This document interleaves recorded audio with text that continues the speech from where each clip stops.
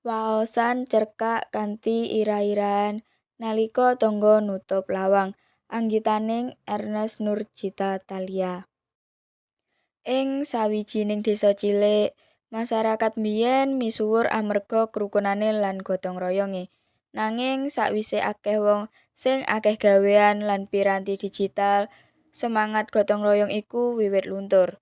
Wong-wong luwih seneng ngurusi urusane dhewe-dhewe tinimbang mbiyantu tanggane.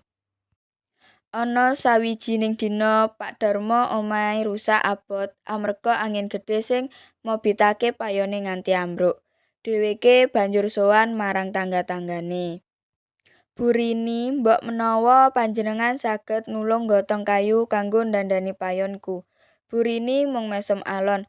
Wah, nyuwun ngapunten tenan, Pak. Kula kudu menyang pasar dodolan. Yen ora lunga saiki, daganganku bisa rugi.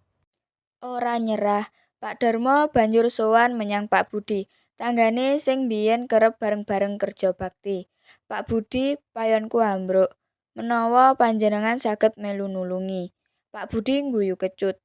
Aduh Pak Darmo, aku saiki ana proyek kerja online, kudu rampung sore iki. Yen ora, gajiku ora cair. Mengko wae ya nek wis longgar. Sabanjure Pak Darmo nyoba menyang Pak Jaya. Nanging Pak Jaya malah njawab kanthi ora peduli. Lah iku omahe panjenengan, mestine ya kudu panjenengan sing rampungake. Saiki jaman wis modern, wong sing pinter mestine bisa nyewa tukang ora perlu ngejak tangga. Pak Darmo mundur alon-alon, atine krasa lara. Ing pikirane mbiyen yen ana wong kesrakat, kabeh tangga padha teka tanpa dijaluki tulung. Nanging saiki saben wong mung duwe alesan kanggo ora melu. Ing teras omahe Pak Darmo ngelus dada. Apa gotong royong sing biyen dadi ciri khas desaku wis bener-bener ilang?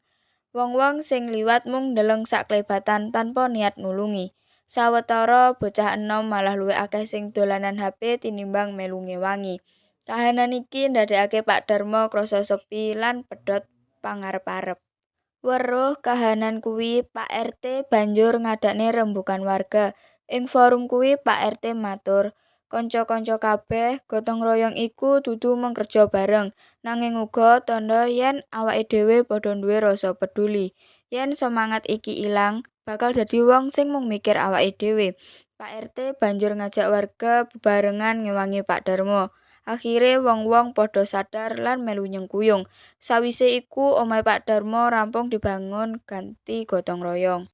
Saka kedadeyan kuwi, masyarakat désa banjur eling menawa gotong royong iku warisan luhur sing kudu dijaga. Kanthi kerjasama lan rasa peduli, urip bebarengan bakal luwih ayem lan tentrem.